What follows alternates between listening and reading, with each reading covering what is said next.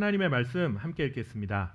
우리에게 주신 하나님의 말씀은 요한복음 11장 1절에서 4절 말씀입니다. 우리 준비하신 성경책이나 화면의 자막을 보시고 우리 한 절씩 교독하시도록 하겠습니다. 1절 제가 읽고 2절 여러분들이 읽으시고 마지막 4절 말씀은 함께 읽겠습니다. 1절 말씀 제가 먼저 읽겠습니다. 어떤 병자가 있으니 이는 마리아와 그 자매 마르다의 마을 베다니에 사는 나사로라. 이 마리아는 향유를 주께 붓고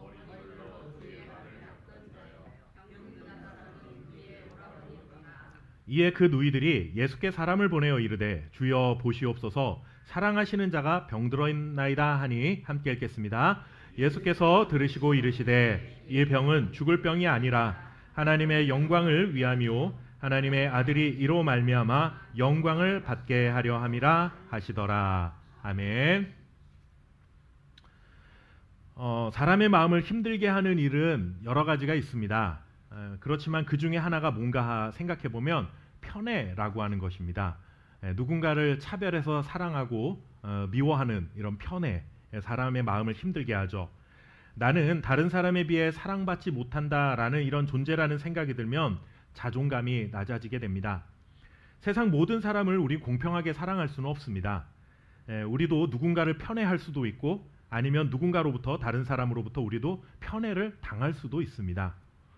사회생활을 하면서 친구들로부터 받는 편애 아니면 직장에서 동료들로부터 받는 편애, 물론 이런 것도 그 상황 속에 놓여지면 마음이 편하지는 않겠지만 그래도 이런 관계에서 일어나는 편애는 어떻게 모든 사람을 다 똑같이 대하겠어, 누구는 더 좋아하고 누구는 덜 좋아할 수 있지 라는 생각으로 넘길 수 있는 문제이기도 합니다.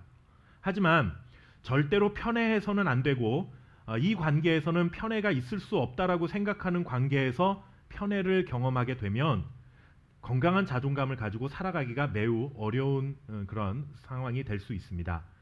예를 들면 부모의 편애 같은 것이죠. 세상 어느 부모가 자녀를 편애하겠습니까? 하지만 부모도 연약한 존재이다 보니 뜻하지 않게 여러 자녀들 중에 누군가 특별히 사랑하는 자녀가 생겨날 수 있습니다. 편애를 하는 경우가 있죠. 절대로 편애하지 않을 것 같은 부모로부터 편애를 경험하게 되면 그 자녀의 마음속에는 섭섭함이 생기고 그 섭섭함이 지나치게 되면 부모에 대한 원망이 될 수도 있습니다. 하나님을 믿는 성도들에게도 이와 같은 마음이 들 수가 있죠. 하나님은 세상 어느 사람도 차별하지 않으시고 공평하게 사랑하시는 하나님이라고 우리는 믿습니다. 하나님을 믿는 사람 중에 하나님은 누군가만 특별히 더 사랑하셔 이렇게 말하는 사람도 없고 그렇게 믿는 사람도 없습니다. 누구나 다 하나님은 공평하게 사랑하시는 분이다. 적어도 하나님만큼은 나를 사랑하신다라고 그렇게 우리는 믿고 신앙생활을 합니다. 그런데 신앙생활을 하다 보면 종종 하나님이 누군가를 편애하고 계신 게 아닐까라는 생각이 들기도 합니다.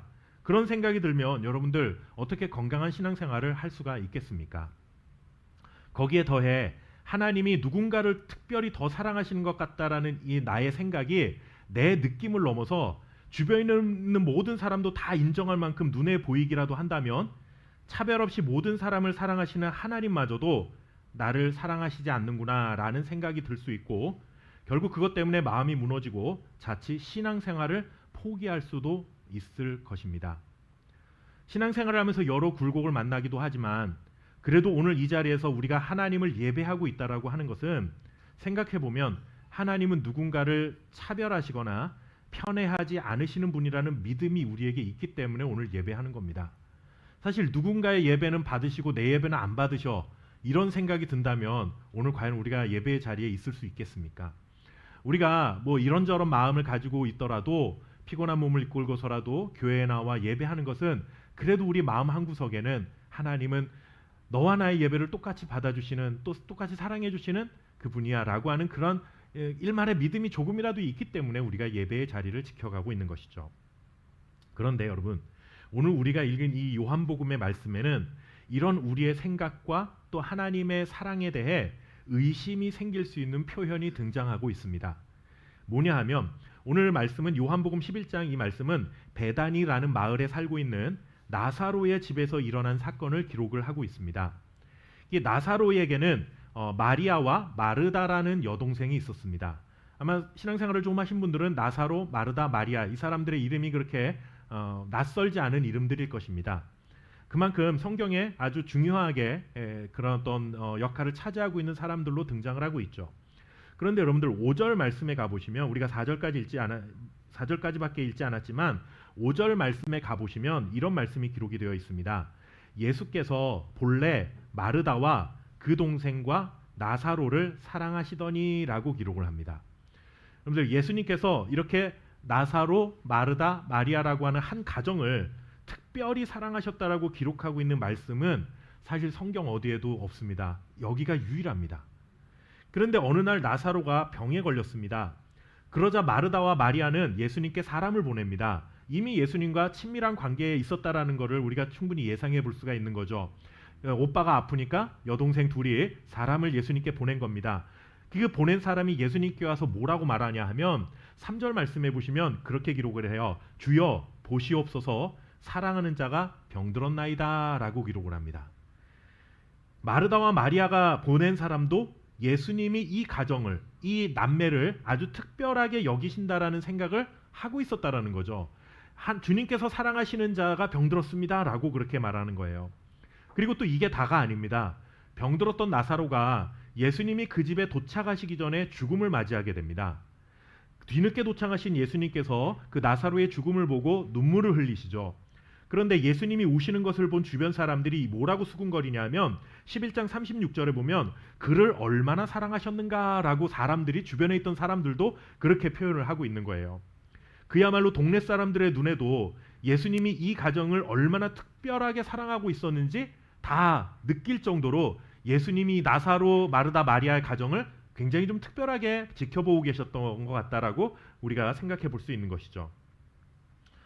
누구를 편애한다라는 것, 여러분들 사실 예수님의 모습과는 별로 어울리지 않는 모습입니다. 그렇죠? 예수님은 누군가를 편애하시는 분도 아니고 차별하시는 분도 아닌데 유독 요한복음 11장을 이렇게 좀 자세하게 살펴보다 보면 이 나사로 이 가정은 좀 특별하게 예수님이 생각하신 것 같다라는 생각이 듭니다. 이 정도면 예수님도 이 가정을 좀 편애하신 것이 아닐까라는 합리적 의심을 떨쳐버리기가 어려운 것이죠. 성경을 보면 예수님께서 이 가정과 유독 많은 만남을 가졌다는 것을 우리는 알 수 있습니다. 그러다 보면 사람들의 눈에는 그럴 수 있죠. 예수님께서 이 가정을 유독 사랑하시는구나 라는 것처럼 보일 수 있습니다. 부모가 자녀를 똑같이 사랑하기는 해도 여러분들 유독 눈에서 꿀이 뚝뚝 떨어진다라고 우리 어른들이 표현하는 것처럼 정이 가는 자녀가 있기 마련입니다. 그건 뭐 그 자녀가 더 사랑스러워서라기보다는 뭐 우리도 자녀를 키우다 보면은 뭐 자녀시 여럿이 있어도 유독 또 부모의 그 마음에 기쁘게 그렇게 말하고 행동하는 자녀들이 있기 마련이죠. 그러면 아무래도 눈길이 한 번 더 가게 되고 자기도 모르게 뭐 다른 사람들이 보면 아유 막내 볼 때 눈에서 뭐 꿀이 뚝뚝 떨어지네 뭐 이렇게 표현을 하는 것이죠. 예수님도 마찬가지였을 거라고 저는 생각합니다. 예수님께서 이 가정을 특별히 편애하신 것이 아니라 사람들이 그런 느낌을 받을 정도로 인간적인 친밀감이 그들과 좀 있었다라고 생각해 볼 수 있습니다. 이렇게 예수님의 특별한 사랑을 받는 것이 아닐까 의심될 정도의 가정이라면 여러분들 우린 그렇게 생각해요. 야, 저런 가정이라면 무슨 문제가 있겠어. 예수님이 정말 저렇게 특별히 관심을 가지고 다른 사람들이 보아도 정말 사랑한다라고 말할 만큼 그렇게 사랑받는 가정이라면 무슨 문제가 있겠어 라고 세상 부러울 것이 없겠네 라고 말할 수 있을 것 같습니다. 그런데 이 가정에 갑자기 문제가 생깁니다. 앞서도 말씀드렸지만 나사로가 병에 걸렸다가 예수님이 도착하시기 전에 죽음을 맞이하게 된 것입니다. 사람들이 부러워할 만큼 사랑받는 가정에 문제가 생겼다면 여러분들 나사로가 병들었다는 소식을 듣자마자 예수님이 막 달려오셔야 될 것 같은데 사실 예수님이 그 소식을 듣고 그러지 않으셨습니다. 여러분들 요한복음 11장 6절과 7절 말씀 우리 같이 한번 좀 읽어보도록 할까요? 자, 나사로가 함께 읽겠습니다. 시작. 나사로가 병들었다 함을 들으시고 그 계시던 곳에 이틀을 더 유하시고 그 후에 제자들에게 이르시되 유대로 다시 가자 하시니. 아멘. 나사로가 병들었다는 소식을 예수님께 마르다와 마리아가 보낸 사람을 통해서 들었어요. 그런데 이 소식을 들으시고 예수님께서 어찌된 일인지 별 말씀 안 하시고 이틀 동안 그 지역에 더 머물러 계셨다라고 성경은 말합니다. 그게 뭐 간다 만다 내가 언제 가겠다 이런 얘기도 안 하고 그냥 이틀 동안 그 자리에 있었던 거예요. 그리고 나서 이틀이 지난 후에야 제자들에게 이제 유대로 다시 돌아가야 되겠다라고 제자들에게 그렇게 말을 하신 것이죠. 여러분들, 마리아와 마르다 입장에서는 어떤 생각이 들었을 것 같습니까? 여러분이 마르다와 마리아의 입장이라고 생각을 해보십시오. 내가 분명히 사람을 이제 병들어 죽게 되었다라고 사람을 보냈는데 예수님이 아무런 답변도 없으시고 이틀 동안에도 찾아오시지도 않는 거예요. 그러면 여러분들, 그 사람을 보내서 소식을 전한 마르다와 마리아의 입장에서는 어떤 생각이 들겠습니까? 아, 예수님이 우리를 사랑하시는 척했지만 정말 사랑하시는 것이 아니었구나라는 생각 들지 않겠습니까? 예수님 그동안 우리 집에도 자주 오시고 식사도 같이 나누고 그랬는데, 야, 이렇게 어려운 일 당하니까 우리 나 몰라라 하시네. 좀 서운하기도 하고. 여러분들, 우리가 좀 특별하게 생각하신 줄 아는데 그게 아니구나. 예수님의 사랑에 대해서 의심을 하기도 할 것입니다. 이처럼 우리에게도 여러분들, 신앙생활을 하다 보면 주님의 사랑을 의심할 수 있는 신앙의 위기가 우리의 삶에도 언제든지 찾아올 수가 있습니다. 그러면 어떤 경우에 우리는 주님의 사랑에 대해서 의심하게 됩니까? 그런 시험, 유혹이 언제 우리를 찾아옵니까? 첫째는 오늘 본문에서처럼 갑작스러운 불행 혹은 어려움이 닥쳐올 때 우리는 예수님의 사랑에 대해서 의심하기 시작합니다. 나사로가 병에 걸렸다가 갑작스러운 죽음을 맞이한 것처럼 우리에게도 예상치 못한 불행은 언제든지 사실 찾아올 수 있습니다. 그럴 때 우리는 주님의 사랑을 의심하죠. 주님은 어떤 질병도 고쳐주시는 전능하신 하나님인데 어떻게 주님을 믿는 우리 가정에 이런 일이 일어날 수 있느냐 쉽게 받아들이기가 어렵습니다. 병든 내 가족을 위해서 내가 정말 믿음으로 기도했는데 왜 고쳐주시지 않습니까? 라고 말할 수 있는 거예요. 주님, 내 기도 안 들으십니까? 주님, 나를 안 사랑하십니까? 라고 말할 수 있는 거죠. 아무리 신앙생활을 열심히 하고 하나님을 잘 믿어도 어려운 일이 찾아올 수 있겠다라고 우리는 생각은 합니다. 사실 그래, 예수님 믿어도 인생의 풍랑은 찾아올 수 있어 라고 생각을 하지만 막상 내 인생에 그런 어려움이 찾아오면 우리는 어떻게 생각하냐면 이게 뭔가 잘못된 거야, 나한테 오면 안 돼라는 생각을 한다라는 것이죠. 하나님을 믿는데 우리에게 이러시면 안 되는 것 아니냐. 내가 10년 동안, 20년 동안, 30년 동안 주일 예배 한 번도 안 빠지고 하나님 앞에 그렇게 성실하게 예배 드렸는데 아니 어떻게 우리 가정에 이러실 수가 있습니까? 예수님께 서운함과 의심이 생겨날 수 있다는 겁니다. 그러나 여러분, 그런 의심이 찾아오는 순간에라도 우리가 절대로 잊어서는 안 될 것 한 가지가 있습니다. 그것이 무엇인가 하면 우리는 하나님의 깊고 넓은 뜻을 완전히 이해할 수 없는 연약한 존재요 부족한 사람들이라 라고 하는 사실을 우리는 절대로 잊어서는 안 됩니다. 우리의 지혜가 아무리 탁월하다 해도 하나님의 모든 생각과 뜻을 다 알 수는 없습니다. 목사가 된다고 해서 여러분들 하나님의 뜻을 다 아는 게 아니지 않습니까? 신앙생활을 평생을 60년, 70년 신앙생활을 해도 성경을 뭐 1년에 뭐 10번을 읽고 내 평생 뭐 100번, 1000번을 읽어도 하나님의 뜻을 우린 다 헤아릴 수가 없습니다. 요한복음 11장 4절 말씀 우리 같이 한번 다시 읽어보도록 하겠습니다. 자, 예수께서 들으시고 함께 읽겠습니다. 시작. 예수께서 들으시고 이르시되 이 병은 하나님의 아들이 이로 말미암아 영광을 받게 하려 함이라 하시더라. 아멘. 예수님께서 이틀을 더 머무르시면서 가지는 않으셨지만 뭐라고 말씀을 하셨냐 하면, 야, 이 소식을 들었지만 쉽게 말하면 나사로 안 죽는다. 나사로 안 죽을 거니까 걱정하지 말아라. 오히려 이 병 때문에 하나님께서 영광을 받는 일이 생겨날 거고 주님께서 영광을 받게 되실 거야. 그러니까 걱정하지 말고 돌아가라고 말한 겁니다. 자, 여러분들, 갑작스러운 불행에 빠진 것은 이해되지 않는 일이지만 그 사람들은 그 일이 왜 일어났는지 이해하지 못했겠죠. 내 인생에 이런 일이 생겨나면 안 되는데 왜 이런 일이 일어날까? 하나님 뜻이 뭘까? 우리는 다 헤아릴 수가 없어요. 그런데 주님께서는 뭔가 다른 뜻을 가지고 계시다는 게 분명하지 않습니까? 뭐라고 말씀하시냐면 사람들이 볼 수 없는 것 주님이 보고 계십니다. 사람들이 모르는 것도 주님은 알고 계시다라는 거예요. 어떤 어려움을 만나도 절대로 흔들려서는 안 될 주님에 대한 우리 확신은 무엇이냐 하면, 아, 내가 이해하지 못해도 하나님은 뭔가 내가 보지 못하고 있는 세상을 보고 계시는구나. 내가 알지 못하는 것이라도 하나님은 알고 계신 게 분명히 있구나라고 하는 그 주님에 대한 나와 다른 어떤 지혜와 하나님의 계획을 알고 계신 그 주님에 대한 신뢰는 잃어버려서는 안 된다라는 거예요. 우리에게도 여러분들 환난은 찾아옵니다. 신앙생활 아무리 잘해도 풍랑은 일어나게 되어 있습니다.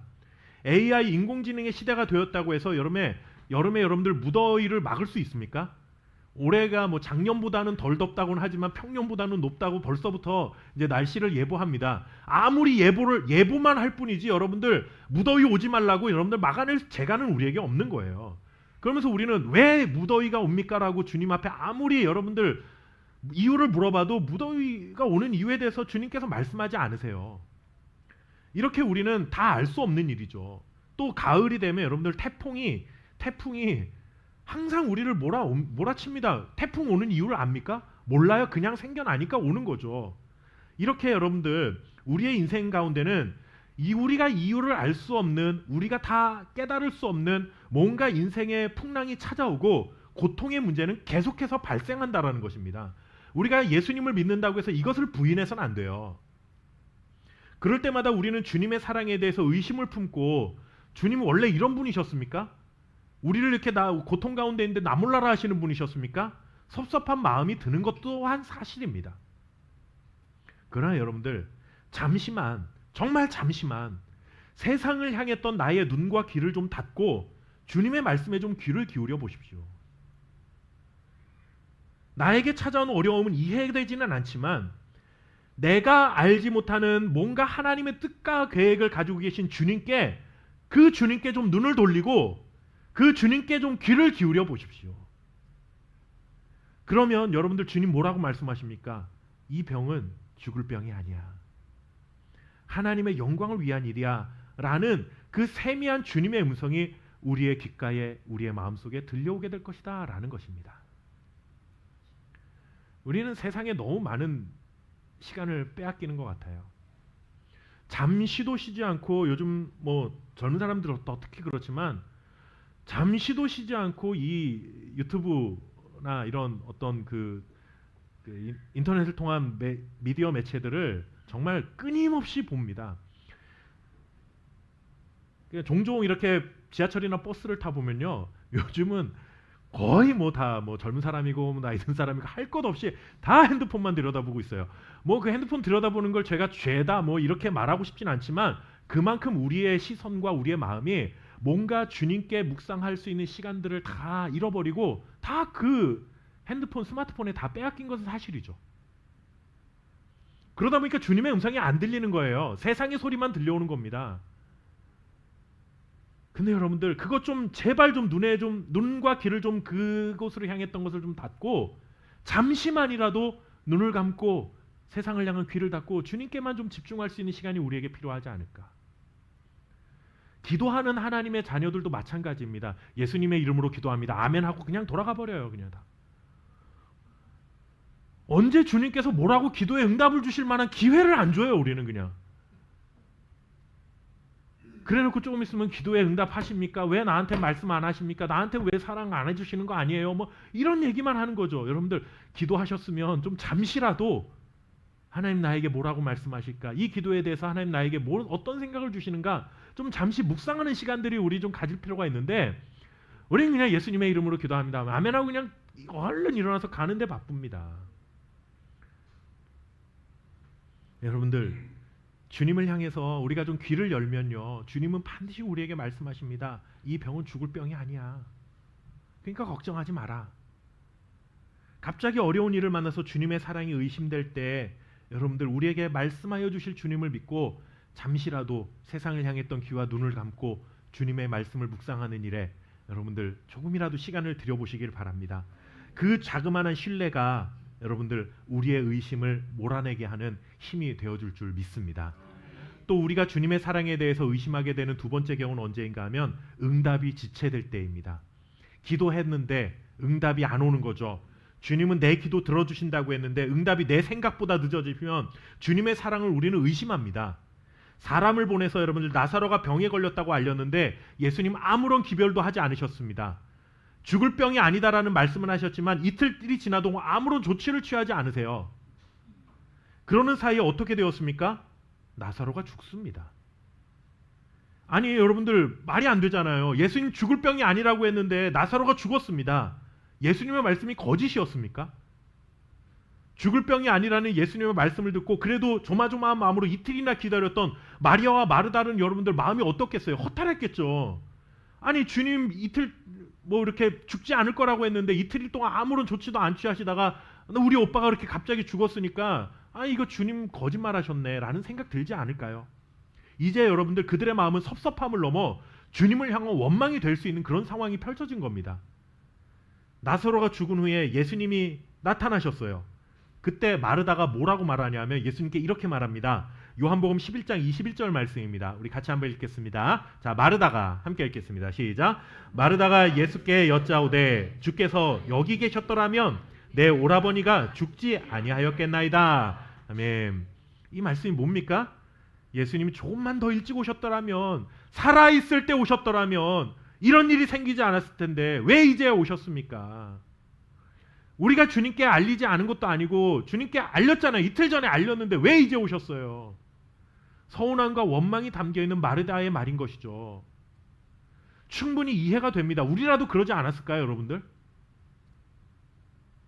더군다나 예수님께서 이틀 전에 뭐라고 말씀하셨냐면 죽을 병이 아니다라고까지 말씀하셨는데 이거 왜 이런 일이 발생했습니까? 주님한테 지금 따지는 거잖아요.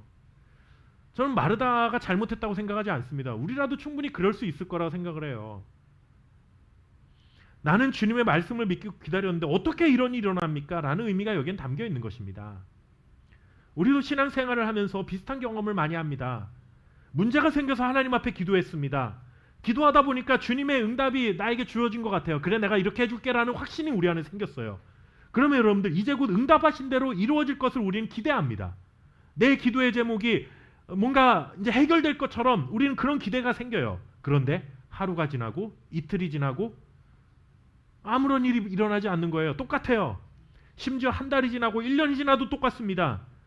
그러는 사이에 시간이 흐르는 동안 내가 문제라고 생각했던 이걸 가지고 기도했는데 문제가 더 심각해지는 거예요. 더 악화되고 맙니다. 주님을 믿고 응답을 기다렸는데 도대체 뭡니까? 라는 이런 원망과 불평을 넘어 우리는 그때 주님께 묻습니다. 주님, 나를 사랑하시긴 합니까?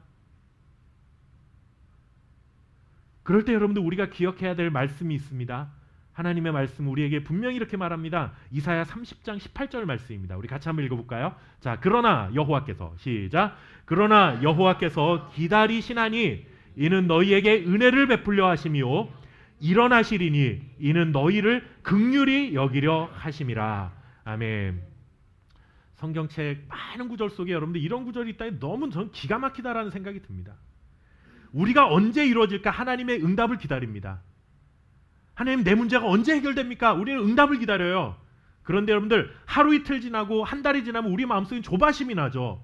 아니, 도대체 이루어지는 거야? 많은 거야?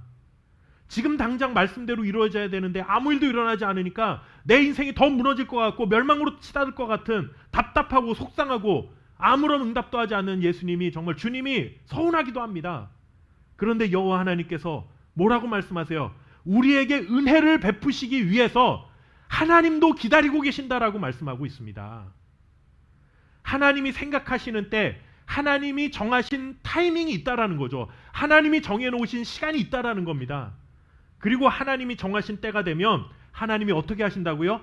일어나셔서 우리에게 달려오실 것이라고 말씀합니다. 내 생각에는 지금 당장 달려와 줘야 될 것 같잖아요. 주님이 당장 나한테 와야만, 마르다와 마리아가 사람을 보게 된 즉시 와야만 나사로가 살 것 같다라는 생각을 하잖아요. 그게 우리의 생각이죠. 그런데 주님은 뭐라고 말씀하세요? 이틀 더 기다려. 이틀 뒤가 내가 정한 시간이야 라고 말씀한 겁니다. 왜 이틀 더입니까? 왜 한 달 뒤입니까? 왜 1년 뒤입니까? 우리는 그 시간에 대해서 이해할 수 없어요. 그렇죠? 우리는 모릅니다. 주님은 왜 이틀이냐는지 말씀 안 하세요. 그냥 이틀이 되니까 움직이십니다. 분명한 것은 주님이 정하신 때가 있고 우리는 그 정하신 시간까지 기다려야 한다라는 것이죠. 하나님도 그 시간이 빨리 오기를 기다리고 계신 겁니다. 우리는 답답하니까 빨리 왔으면 좋겠지만 하나님도 기다리신 그 시간을 우리도 기다려야 되는 거예요. 이틀 뒤, 한 달 뒤, 1년 뒤면 상황이 더 악화될 텐데요. 그 전에 해결해 주셔야죠. 이건 우리의 생각이죠.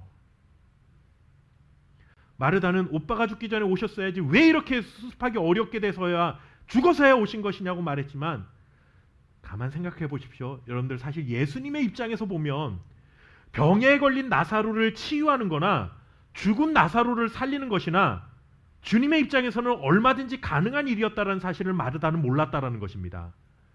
우리는 요만한 문제일 때 주님께 맡겨드립니다. 그러니까 요만한 문제일 때 주님께 응답을 해주시면 쉽게 해결해 주실 거라고 생각을 해요. 근데 주님의 응답이 늦어지니까 이 문제가 이만해졌어요. 하나님한테 원망하죠. 주님 도대체 1년 동안 뭐 하시다가 이제 오셨어요? 그 말 속에 뭐가 있어요?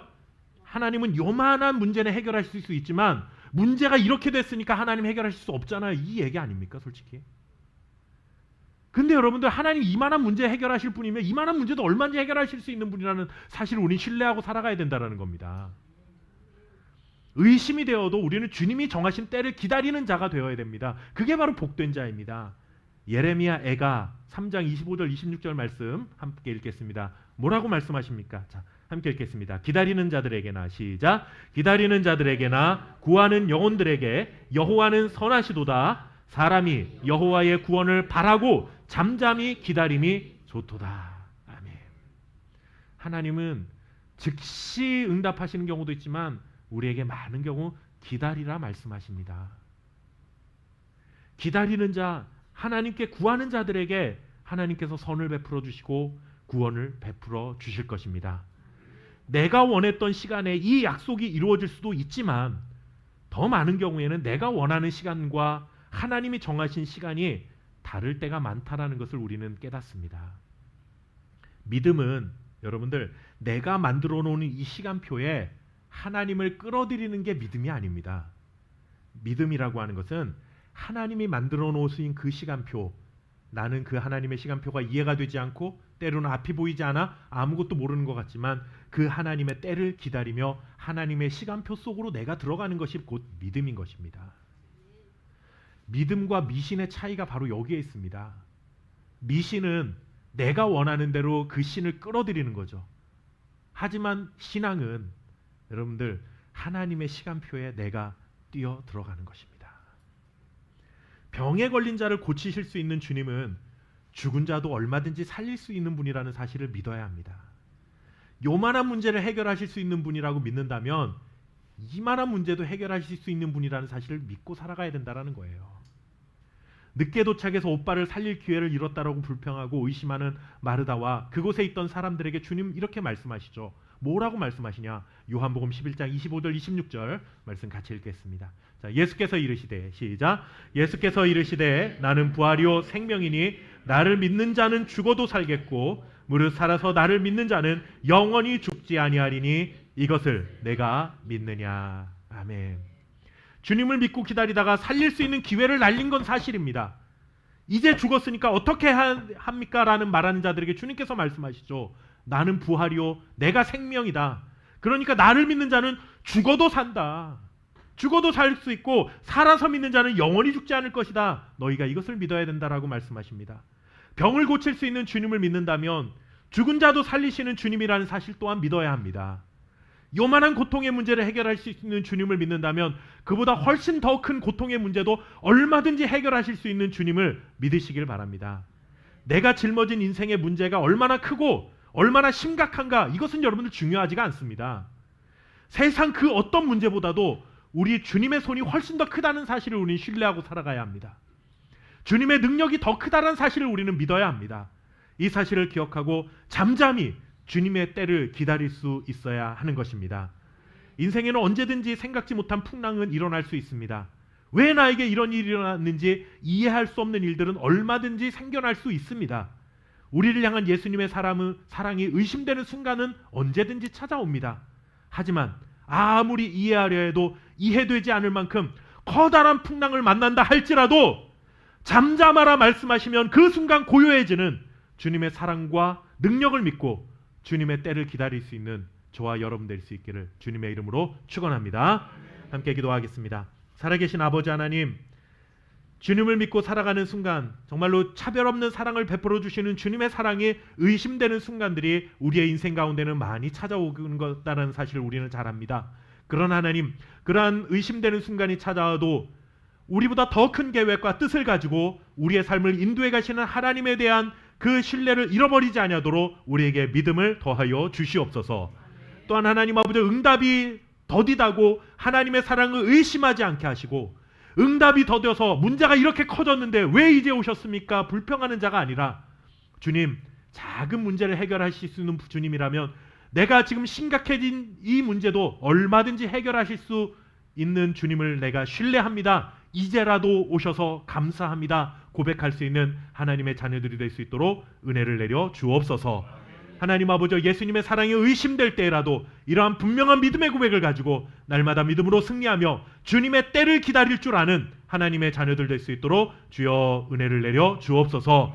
오늘도 하나님의 때를 기다릴 줄 아는 하나님의 사람들로 우리를 불러주시니 감사합니다. 구별하여 드리는 예물 위에 하나님의 복이 임하게 하시고, 또 하나님 특별히 올 한 달간 우리의 작은 그 정성과 사랑을 모아서 어려운 이웃들을 돕고자 우리 함께 나눔을 진행하였습니다. 하나님, 우리보다 더 많은 것들로 섬기는 세상에 많은 사람들이 있지만 하나님, 우리가 할 수 있는 최선을 다하여 또 섬기는 이 사랑을 통하여 어려운 이웃들에게 힘과 용기가 되고 그리스도의 사랑이 전파될 수 있는 은혜가 될 수 있도록 역사하여 주옵소서.